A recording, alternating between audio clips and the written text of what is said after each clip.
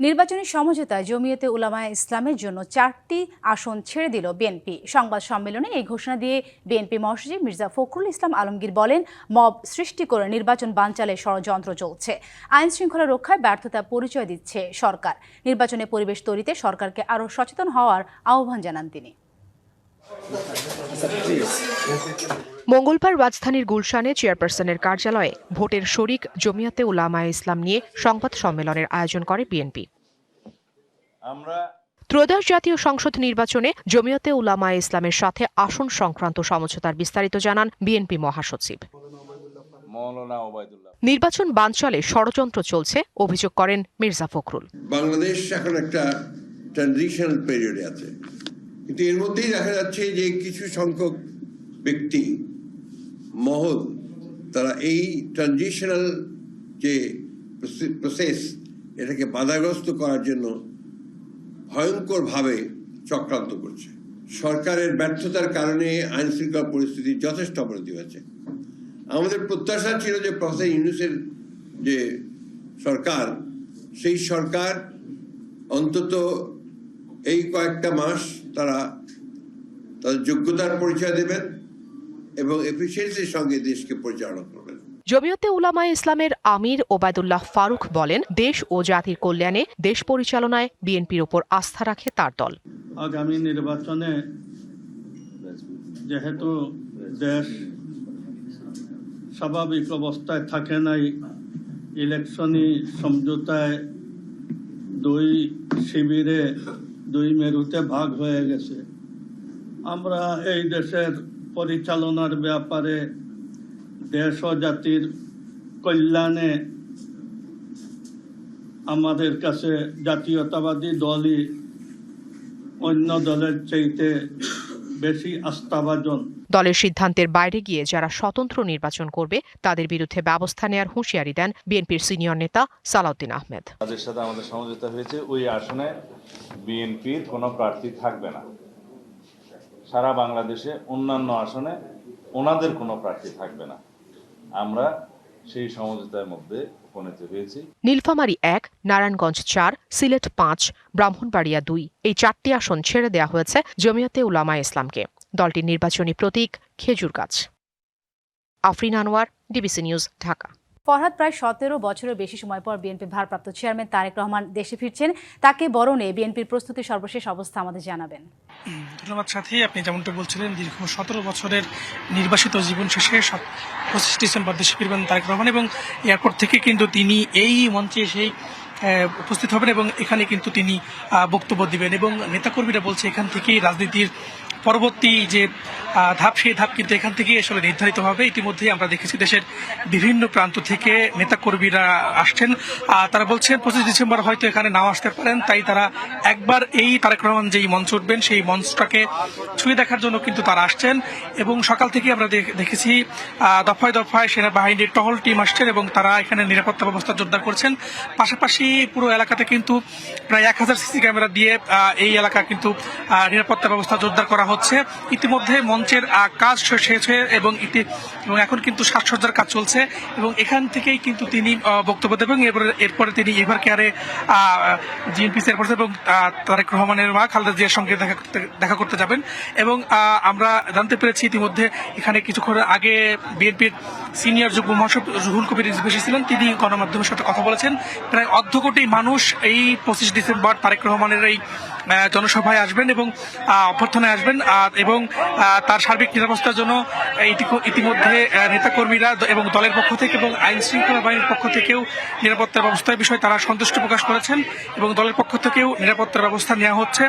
এবং নেতাকর্মীরাও কিন্তু উচ্ছ্বসিত, 17 বছর পর তাদের ভারপ্রাপ্ত চেয়ারম্যান দেশে আসছেন এবং তাদের দিক নির্দেশনা দেবেন এবং নির্বাচনের আগে এই ফেরাটাকে তারা ইতিবাচক হিসেবে দেখছেন এবং তরুণ নেতাকর্মী যারা রয়েছেন এবং দলের জন্য তারা এইটাকে খুব ইতিবাচক বিষয় দেখছেন এবং বিভিন্ন জায়গা থেকে কিন্তু ইতিমধ্যে আমরা দেখেছি নেতাকর্মীরা এখানে এসেছেন এবং তারা বলছেন তাদের যে আকাঙ্ক্ষার যে প্রতিফলন ঘটছে এবং 25 ডিসেম্বর তারেক রহমান আসছেন সেটা তারা ব্যাপক আনন্দ উল্লাস প্রকাশ করছেন এবং তারা বলছেন এই বিষয়টিকে তারা যেমন গুরুত্ব দিচ্ছেন, পাশাপাশি নিরাপত্তার বিষয়ে ভাবছেন এবং দল থেকেও কিন্তু তারা নিরাপত্তার বিষয়ে কথা বলছেন। পাশাপাশি গোয়েন্দা সংস্থা, অন্যান্য সংস্থাও রয়েছেন। আপনি দেখছেন ইতিপাশে বিভিন্ন জায়গা থেকে যারা নেতা কর্মী রয়েছেন তারা কিন্তু স্লোগান দিচ্ছেন। তো এখন পর্যন্ত আমার কাছে 300 ফিট থেকে এই ছিল সর্বশেষ তথ্য। সাথে অসংখ্য ধন্যবাদ আপনাকে। প্রায় 1.5 যুগ পর স্বদেশ প্রত্যাবর্তন, তাও আবার প্রথম স্পর্শটা সিলেটের মাটিতে। তারেক রহমানের ঘরে ফেরার দৃশ্যপট তাই ভিন্ন মাত্রার আবহ তৈরি করেছে নেতাকর্মীদের মনে। সমান্তরালে সাধারণ মানুষের প্রত্যাশাটাও ছন্দ খুঁজছে দিনবদলের চাওয়া পাওয়া হিসেবে। সাথে ছোট্ট যাত্রা বিরতিতে দলীয় কোনো আনুষ্ঠানিকতার সুযোগ নেই, তবে উষ্ণ আতিথ্যের পাশাপাশি নিশ্ছিদ্র নিরাপত্তার সব আয়োজন সম্পন্ন। এখন শুধুই অপেক্ষার পালা। জীবনভর হাড়ভাঙা খাটুনির পরও ভাগ্য বদলায় না শকুন্তলা, চম্পাকলি, সুহাসিনীদের, যাদের জীবনের গল্পে সরকার বদলায় অথচ সমান্তরালে বদলায় না মজুরি কিংবা জীবনমান। নতুন সরকার এলে সে আক্ষেপ খুঁজবে এবার অন্তত। চাইছি যে আমরা সরকার ঠিক মতন একটা যদি সরকার দাঁড়াই তো আমরা বাচ্চা কাচ্চা লাগেন সাই সুবিধা লাগেন খুবই ভালো। সরকার দিয়ে আইতো দাম বাড়াইবো, পাতিরও মানুষেরও খুব বেতন বাড়বো, এই আশা আমরা সবই করলাম। দীর্ঘ 17 বছরের নির্বাসিত জীবন কাটিয়ে এবার সেই পুণ্যভূমি চায়ের দেশ সিলেটেই স্বদেশ প্রত্যাবর্তন সূচনা হতে যাচ্ছে বিএনপির ভারপ্রাপ্ত চেয়ারম্যান তারেক রহমানের। প্রান্তিক মানুষের যে প্রত্যাশা তার প্রতিফলন ঘটাবে তার আশার মধ্য দিয়ে, বলছেন বিএনপি নেতারা। প্রচুর প্রত্যাশা তারেক রহমানের উপর, এবং আমি মনে করি এতদিনে তিনি সেই প্রত্যাশার, বাংলাদেশের মানুষ তাকে উপর যে প্রত্যাশা রাখছে সেই প্রত্যাশাটা উনি পূরণ করতে সম্পূর্ণ সক্ষম।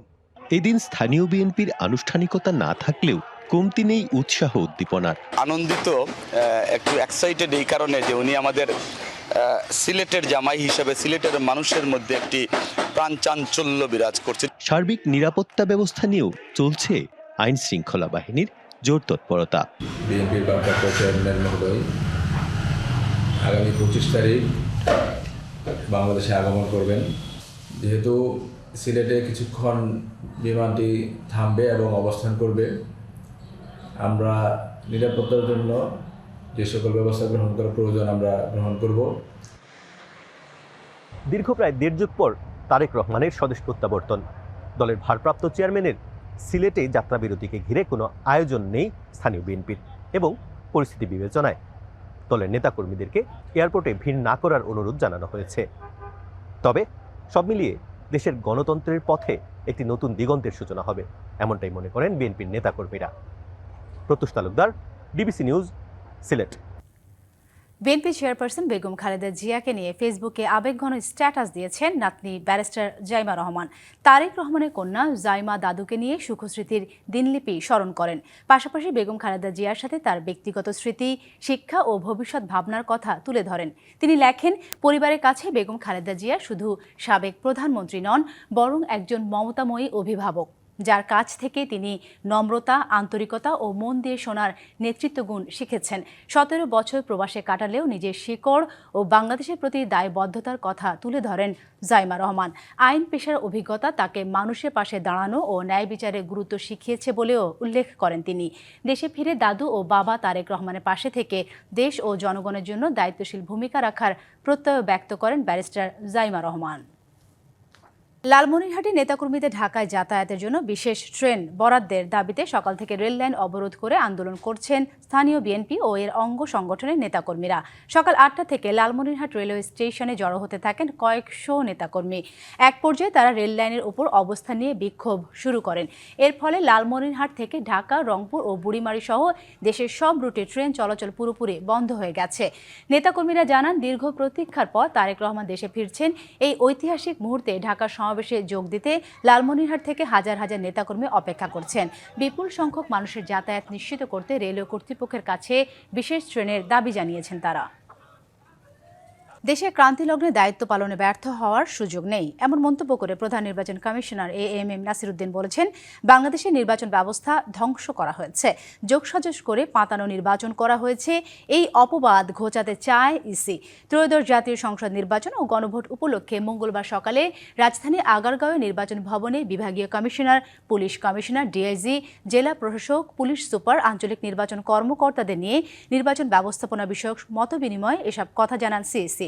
তিনি বলেন, সুষ্ঠু নির্বাচন আয়োজনে ইসি সহ মাঠ প্রশাসনের কাঁধে যে গুরু দায়িত্ব পড়েছে তা সফলভাবে সম্পন্ন করতে চায় কমিশন। পুলিশ প্রশাসন সঠিকভাবে কাজ না করলে ইসির ঘুম হারাম হয়ে যায় উল্লেখ করে সিইসি বলেন, প্রশাসন আইনের বিধানের মাধ্যমে সাহসী পদক্ষেপ নিলেই তবে নির্বাচন সুষ্ঠু হবে।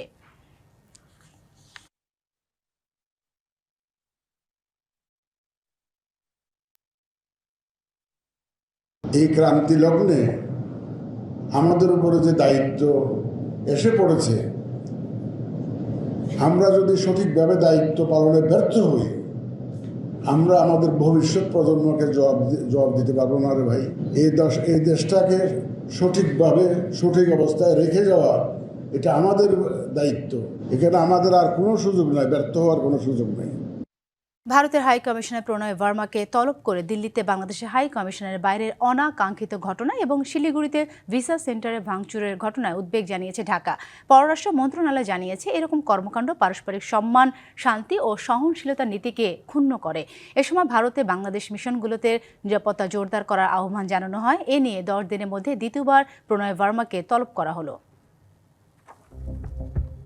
কিছুটা স্বাভাবিক হয়ে আসা ঢাকা দিল্লির সম্পর্ক আবারও তিক্ত। দুই দেশের হাই কমিশনারদের পাল্টাপাল্টি তলবে নতুন করে উত্তেজনা দ্বিপক্ষীয় সম্পর্কে। ওসমান হাদির হত্যার প্রতিবাদে ক্ষোভ বিক্ষোভের মধ্যে গত বৃহস্পতিবার রাতে চট্টগ্রামে ভারতীয় সহকারী হাই কমিশন কার্যালয়ের সামনে অবস্থান নিয়ে একদল মানুষ বিক্ষোভ দেখায়, ছোড়া হয় ঢিল। এরপর রবিবার থেকে চট্টগ্রামে ভারতীয় ভিসা আবেদন কেন্দ্রের কার্যক্রম স্থগিত করা হয়। আর ময়মনসিংহে একটি কারখানার শ্রমিক দীপুচন্দ্র দাসকে পিটিয়ে ও পুড়িয়ে হত্যার ঘটনায় সম্প্রতি দিল্লিতে বাংলাদেশ হাই কমিশনের সামনে বিক্ষোভ করে কট্টর হিন্দুত্ববাদী একটি সংগঠন। বাংলাদেশের বিরুদ্ধে স্লোগান দেওয়ার পাশাপাশি হাই কমিশনার রিয়াজ হামিদুল্লাহকে হুমকি দেওয়া হয়। এরপর নিরাপত্তার স্বার্থে সোমবার দিল্লিতে বাংলাদেশ হাই কমিশন থেকে ভিসা দেয়া স্থগিত করা হয়। এদিন কলকাতা ও শিলিগুড়ির বাংলাদেশের ভিসা সেন্টারের সামনে বিক্ষোভ ও ভাঙচুর চালানো হয়। এছাড়া কলকাতা উপ হাইকমিশন ও গুয়াহাটিতে সহকারী হাইকমিশনের সামনেও বিক্ষোভ হয়। এমন পরিস্থিতিতে মঙ্গলবার ভারতের হাইকমিশনার প্রণয় ভার্মাকে তলব করে উদ্বেগ জানিয়েছে পররাষ্ট্র মন্ত্রণালয়। পররাষ্ট্র সচিব আসাদ আলম সিয়ামের সঙ্গে প্রণয় ভার্মার সাক্ষাতে এ ধরনের ঘটনা কেবল কূটনৈতিক মিশনের কর্মীদের নিরাপত্তাকেই হুমকির মুখে ফেলে না, বরং পারস্পরিক সম্মান, শান্তি ও সহনশীলতার নীতিকেও ক্ষুণ্ণ করে বলে জানানো হয়। ভারতের বিভিন্ন স্থানে থাকা বাংলাদেশ মিশনগুলোর নিরাপত্তা জোরদার করার আহ্বান জানিয়েছে বাংলাদেশ। অন্তর্বর্তী সরকারের আমলে বিভিন্ন ঘটনায় এ নিয়ে অন্তত 6 বার তলব করা হলো ভারতের হাইকমিশনারকে। এমন পটভূমিতে ঢাকা দিল্লি দ্বিপক্ষীয় সম্পর্ক নতুন সংকটের মুখে পড়েছে বলে মনে করছেন বিশ্লেষকেরা। ইশরাত জাহান উর্মি, ডিবিসি নিউজ, ঢাকা। আওয়ামী লীগ শাসনামলে র্যাবের টিএফআই সেলে গুম ও নির্যাতনের মামলায় শেখ হাসিনা, আসাদুজ্জামান খান কামাল, তারিক আহমেদ সিদ্দিক, সাবেক ও বর্তমান সেনা কর্মকর্তা সহ 17 জনের বিচার শুরুর আদেশ দিয়েছে আন্তর্জাতিক অপরাধ ট্রাইব্যুনাল। মঙ্গলবার দুপুরে আন্তর্জাতিক অপরাধ ট্রাইব্যুনাল 1 এই আদেশ দেয়। এ মামলায় মোট 17 জন আসামির মধ্যে 10 জন গ্রেপ্তার আছেন। তাদের সকালে ট্রাইব্যুনালে হাজির করা হয়। ক্ষমতাচ্যুত সাবেক প্রধানমন্ত্রী শেখ হাসিনা, সাবেক স্বরাষ্ট্রমন্ত্রী আসাদুজ্জামান খান কামাল, সাবেক প্রধানমন্ত্রী উপদেষ্টা তারিক আহমেদ সিদ্দিক সহ এ মামলায় 7 আসামি পলাতক রয়েছেন। গত 21শে ডিসেম্বর এই মামলার বিচার শুরুর আদেশ দেওয়ার কথা থাকলেও সেনা সদস্যদের পক্ষের আইনজীবীদের আবেদনে 2 দিন পেছানো হয়। এখানে মূলত র্যাব কর্মকর্তাদের বিচার হচ্ছে। আজকের যে মামলাটি ছিল, task force for interrogation sell TFI সেলে র্যাব কর্মকর্তারা কাজ করতেন। তারা র্যাব, পুলিশ সেনাবাহিনী, বিভিন্ন বাহিনী, মূলত একটি পুলিশের বাহিনী হিসেবে এটি পরিচিত। এই বাহিনীতে যারা কর্মরত ছিলেন বিভিন্ন সময়কালে, তাদের বিষয়ে মামলা হচ্ছে। তো তাদেরকে বিভিন্নভাবে বিভিন্ন জায়গায় যদি বারংবার সেনাবাহিনী কর্মকর্তা হিসেবে পরিচয় করিয়ে দেওয়া হয়, এটা একটা বিব্রতকর পরিস্থিতি তৈরি করে। ফেব্রুয়ারিতে ত্রয়োদশ জাতীয় সংসদ নির্বাচন, সারা দেশ প্রস্তুত হচ্ছে একটি অবাধ, সুষ্ঠু ও গ্রহণযোগ্য নির্বাচনের জন্য। কি ভাবছেন সাধারণ মানুষ থেকে শুরু করে আগামী জনপ্রতিনিধিরা, সে কথা জানাতে ডিবিসি নিউজের ইলেকশন এক্সপ্রেস ছুটে যাচ্ছে সব সংসদীয় আসনে। এখন আছে সংসদীয় আসন 213, ফরিদপুর 3-এ। সিএসআরএম নিবেদিত ডিবিসি নিউজের বিশেষ আয়োজন ইলেকশন এক্সপ্রেসে এই মুহূর্তে রয়েছে সংসদীয় আসন 213, ফরিদপুর 3 আসনে। আর সকাল থেকে এই আসনগুলোতে আসলে ঘুরে বেড়াচ্ছি, সাধারণ মানুষের প্রত্যাশা, প্রার্থীদের প্রত্যাশা তুলে ধরার চেষ্টা করছি আপনাদের সামনে। এই মুহূর্তে আমার সাথে দেখতেই পাচ্ছেন যে বেশ কিছু সাধারণ মানুষকে নিয়ে আসলে এবারের পর্বটি আমরা সাজিয়েছি। আমরা কথা বলবো এখানকার স্থানীয়দের সাথে, কেমন প্রার্থী তারা প্রত্যাশা করছেন, কেমন নির্বাচন প্রত্যাশা করছেন, কি কি উন্নয়নের স্বপ্ন তারা দেখছেন। আপনাদেরকে সকলকে ডিবিসি নিউজের পক্ষ থেকে স্বাগতম। যদি শুরুতেই বলি যে আসলে এবারে নির্বাচন কেমন হবে এবং আপনারা যে প্রার্থীরাই জয়ী হোক সেই প্রার্থীর কাছ থেকে কি কি উন্নয়ন আশা করছেন সাধারণ জনগণ হিসাবে। আমাদের ফরিদপুরে বিগত যে সরকারগুলো ছিল তারা উন্নয়নের অনেক ফুলঝুরি দেখে আমাদেরকে, আসলে আমরা ফরিদপুরে সেরকম কোনো উন্নয়ন পাইনি এবং আগামীতে আমরা এমন আশা করছি যে এমন প্রার্থী আমরা নির্বাচন করব যে প্রার্থী আমাদেরকে ফরিদপুরে একটি বিশ্ববিদ্যালয় এবং ফরিদপুর মেডিকেল কলেজে আমাদের অনেক ভোগান্তির শিকার হই, কিছু হলে আমাদেরকে ঢাকা দৌড়িতে হয়, এই সব যাতে আমাদের ভোগান্তির শিকার না হতে হয়, এইরকম প্রার্থীকে আমরা আগামীতে নির্বাচন করতে চাই। যে প্রার্থী আমাদের জনগণের জন্য সেবা করবে সেরকম প্রার্থী আমাদের প্রয়োজন। জি, আপনি কি প্রত্যাশা করছেন? হ্যাঁ, ধন্যবাদ। আমি আশা করছি সৎ, নিষ্ঠাবান এমন একজন প্রার্থী আমাদের চাই। বিশেষ করে আমাদের এই ফরিদপুর অঞ্চলে বেশ কত বছর আমরা বিভিন্ন এমপি মন্ত্রী পেয়েছি, কিন্তু তেমন উন্নয়ন আমাদের ফরিদপুর হয়নি। বিশেষ করে আমাদের এই ফরিদপুর বরিশাল এই রোডটা 4 লেনে উন্নীত হওয়ার কথা অনেক দিন ধরে, কিন্তু এটা হচ্ছে না। আমরা চাই যে আগামী যে সরকার আসবে বা যে সংসদ আসবে তার কাছে আমাদের প্রত্যাশা এই রোডটা আমাদের অতি শীঘ্র সে কাজ করবে। ইভেন আমাদের ফরিদপুরে একটা পূর্ণাঙ্গ বিশ্ববিদ্যালয় দরকার, পূর্ণাঙ্গ বিশ্ববিদ্যালয় আমাদের প্রয়োজন, রাস্তাঘাটের নির্মাণ করবে এবং সৎযোগ্য প্রার্থীকেই আমরা বেছে নেব বলে আশা করছি। জি, শুনছিলেন আমার সাথে আরো সাধারণ মানুষ রয়েছেন। আপনাদের কি প্রত্যাশা, কি কেমন প্রার্থী আপনারা নির্বাচিত করবেন এবং প্রার্থীর কাছে কি প্রত্যাশা রাখবেন এবং একই সাথে আগে কি কাজ হয়েছে বা ফরিদপুরের কি কি মানুষের কি কি সমস্যা ফেস করছে? আসলেই তো আমাদের ফরিদপুরে কোনো কাজ হয় না, এই পর্যন্ত কোনো কাজই হয় নাই। যেমন ফরিদপুর থেকে দৌলতদিয়া একটা রোড, এই রোডের কোনো কাজই হয় নাই, উন্নয়ন হয় নাই। এই রোডে আসতে গেলে অনেকে গাড়াখন্দ থেকে পড়ে যেতে হয়, একটা রুগী নিয়ে আসা যায় না এই রোডের, এবং হসপিটালেও খুব দূরত্ব চলে। হসপিটালে গেলে অনেক হয়রানি হওয়া লাগে এবং দালাল চক্র এদের বেশি আছে এদের ভিতরে। এই বলে আমাকে ধন্যবাদ। আপনারা কি প্রত্যাশা করছেন? আমরা চাই দুর্নীতি মুক্ত একটা সরকার। আমরা আশা করব বিগত সরকার যারা ছিল তাদেরকে আমরা ভোট দিয়েছি, বা আমরা আশা করি যে দুর্নীতি মুক্ত একজন মানুষ আমাদের সামনে আসবে যার সাথে আমরা সর্বক্ষণিক মিলেমিশে আমাদের একটা দাবি তুলতে পারবো। আমাদের দাবি যারা পূরণ করবে আমরা তাদেরকে নির্বাচিত করব। জি, আপনি যদি ছোট করে বলেন, এইদিকে ছোট করে একটু বলেন। তো আসসালামু আলাইকুম রহমতুল্লাহ। আমরা ফরিদপুর 3 নং আসনে এমন একজন প্রার্থী চাচ্ছি যেই প্রার্থী তাকওয়াবান হবে, যার ভিতর আল্লাহ তাআলার পূর্ণ ভয় থাকবে। যদি আল্লাহ তাআলার পূর্ণ ভয় থাকে এরকম একজন প্রার্থী আমরা পাই, তাহলে আশা করি আমাদের ফরিদপুরের যত উন্নয়নমূলক কাজ আছে সবকিছু পাবো ইনশাআল্লাহ। জি, আসলে দেখছিলেন সিএসআরএম নিবেদিত ডিবিসি নিউজের বিশেষ আয়োজন ইলেকশন এক্সপ্রেস। যুক্ত ছিলাম ফরিদপুর 3 আসনের সাধারণ মানুষকে নিয়ে, তাদের প্রত্যাশা শোনানোর চেষ্টা করেছিলাম আপনাদের মাধ্যমে। পরবর্তী আয়োজন বিকেল 5টায় অন্য কোনো প্রার্থীকে নিয়ে আপনাদের সামনে হাজির হব। সে পর্যন্ত ভালো থাকবেন, ডিবিসি নিউজের সাথেই থাকবেন। চট্টগ্রামে ঝুঁকিপূর্ণ ভবন ঘিরে আতঙ্ক দানা বেঁধেছে নগরবাসীর মাঝে। সম্প্রতি ভূমিকম্পের পর তড়িঘড়ি করে ঝুঁকিপূর্ণ স্থাপনা তালিকা প্রস্তুত করেছে সরকারি দলগুলো। যদিও নগর পরিকল্পনাবিদরা বলছেন এসব কাগজে তালিকা তৈরি করার বদলে ভবনের নকশা অনুমোদন থেকে নির্মাণ পর্যন্ত পুরো প্রক্রিয়ার প্রয়োজন কঠোর নজরদারি।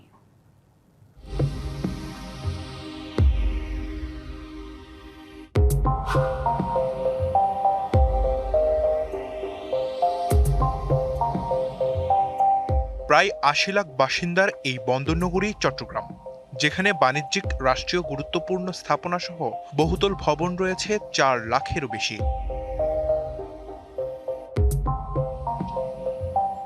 সম্প্রতি চট্টগ্রামে বারবার ভূমিকম্পের পর এসব বহুতল ভবনের নিরাপত্তা নিয়ে জনমনে উঠেছে প্রশ্ন, বেড়েছে নগরবাসীর উদ্বেগ। অনেক পুরনো বিল্ডিং রয়েছে যেগুলো দ্রুত অপসারণ করা দরকার, কারণ যদি হঠাৎ কোনো প্রাকৃতিক দুর্যোগ অর্থাৎ ভূমিকম্প হয় তাহলে এগুলোর জন্য মানুষের ক্ষয়ক্ষতি হতে পারে এবং মানুষ মারা যেতে পারে। আসলে অনেকগুলো পুরাতন বিল্ডিং রয়েছে ভ্রমণ, ওগুলো আমাদের খুব দ্রুতই অপসারণ করতে হবে। এই অবস্থায় অনেকটা তড়িঘড়ি করে নগরীর ঝুঁকিপূর্ণ ভবনের তালিকা তৈরি করেছে চট্টগ্রাম উন্নয়ন কর্তৃপক্ষ। শতাধিক ভবনকে ঝুঁকিপূর্ণ হিসেবে দেখিয়ে সেই তালিকা চট্টগ্রাম সিটি কর্পোরেশনকেও পাঠিয়েছে সংস্থাটি। এর মধ্যে আবাসিক ভবন ছাড়াও রয়েছে শিক্ষা প্রতিষ্ঠান, শপিং মল এবং সরকারি দপ্তরও। ভবন নির্মাণের আগে ভূমিকম্প সহনশীলতা নির্ধারণ এবং সংশ্লিষ্ট কর্তৃপক্ষকে দায়িত্বশীল ভূমিকা রাখার আহ্বান নগর পরিকল্পনাবিদদের। উন্নয়ন কর্তৃপক্ষ যখন একটি ইমারতের নকশা অনুমোদন করে, তার সেটব্যাক রুলস এবং তার স্ট্রাকচারাল ডিজাইন যথাযথ আছে কিনা সেটিকে যাচাই বাছা করা এবং ওই ভবন নির্মাণের সময় সেই অনুমোদিত নকশা অনুসারে তার বাস্তবায়ন হচ্ছে কিনা সেটি তদারক করা খুবই জরুরি। শীঘ্রই ঝুঁকিপূর্ণ ভবন অপসারণে ব্যর্থ হলে নিজ উদ্যোগে ব্যবস্থা নেবে বলে জানান এই কর্মকর্তা। আমাদের যে ঝুঁকিপূর্ণ যে বিল্ডিংগুলো আছে, আমরা প্রায় 100 কতটা বিল্ডিং একটা তালিকার মধ্যে অনেকগুলো ভাঙা হয়ে গেছে। মানে আমাদের ভবন মালিকের অপসারণ করে, নাহলে আমরা এগুলোর জন্য আমরা ম্যাজিস্ট্রেট নিয়োগ করে মানে প্রশাসনিক যে ব্যবস্থাগুলো নেওয়ার জন্য আমরা এগুলো নেব। এই অবস্থায় দ্রুত ঝুঁকিপূর্ণ ভবন অপসারণে ব্যর্থ হলে যে কোনো সময় বড় দুর্ঘটনার আশঙ্কা নগরবাসীর। DBC news desk. দেশের উত্তরাঞ্চলে বাড়ছে শীতের তীব্রতা। ঠাকুরগাঁয়ে রেকর্ড করা হয়েছে সর্বনিম্ন 11.2 ডিগ্রি সেলসিয়াস তাপমাত্রা।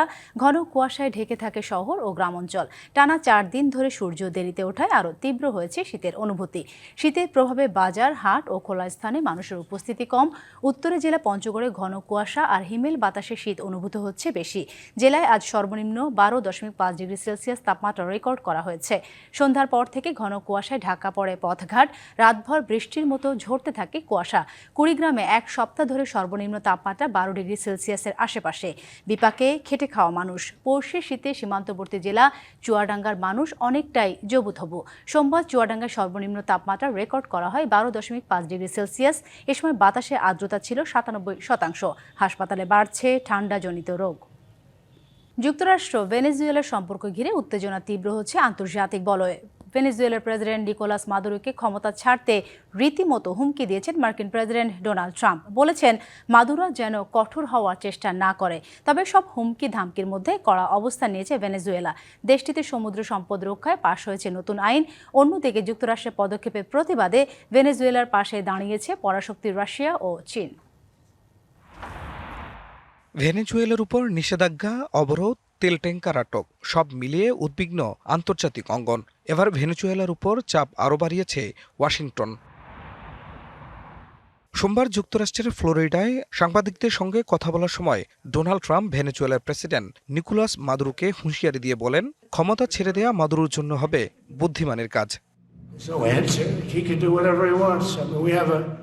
মাদুরো যদি কঠোর হওয়ার চেষ্টা করে তাহলে সেটাই হবে তার শেষবার কঠোর হওয়ার সুযোগ। এখন পর্যন্ত জব্দ করা ভেনেজুয়েলার তেল ও ট্যাঙ্কারগুলো যুক্তরাষ্ট্র নিজেদের কাছেই রাখবে বলেও জানান ট্রাম্প। হয়তো আমরা তেল বিক্রি করব, হয়তো রেখে দেব, আবার কৌশলগত তেল মজুতেও ব্যবহার করতে পারি। এদিকে যুক্তরাষ্ট্রের তেল ট্যাঙ্কার জব্দের বিরুদ্ধে কড়া অবস্থান নিল ভেনেজুয়েলা। সামুদ্রিক বাণিজ্য রক্ষায় নতুন আইন অনুমোদন করেছে দেশটির পার্লামেন্ট। প্রেসিডেন্ট নিকোলাস মাদুরো বলছেন, এই আইন আন্তর্জাতিক জলদস্যুতা মোকাবেলায় শক্ত ভূমিকা রাখবে। এটি একটি বিশেষ আইন। জাহাজে হামলা, জলদস্যুতা এবং আন্তর্জাতিক বাণিজ্যের বিরুদ্ধে সব ধরনের অপরাধ নিষিদ্ধ করার জন্য বৈশ্বিক চুক্তি কার্যকর করবে এই আইন। উত্তপ্ত এই পরিস্থিতিতে ভেনেজুয়েলার পাশে দাঁড়িয়েছে রাশিয়া ও চীন। রাশিয়ার পররাষ্ট্রমন্ত্রী সের্গেই লেভরভ ভেনেজুয়েলার পররাষ্ট্রমন্ত্রীকে ফোন করে মাদুরো সরকারের প্রতি পূর্ণ সমর্থন পুনর্ব্যক্ত করেন। চীনও তেল ট্যাঙ্কার জব্দকে আন্তর্জাতিক আইনের গুরুতর লঙ্ঘন বলে মন্তব্য করেছে। খান মোহাম্মদ মুকুল, ডিবিসি নিউজ ডেস্ক।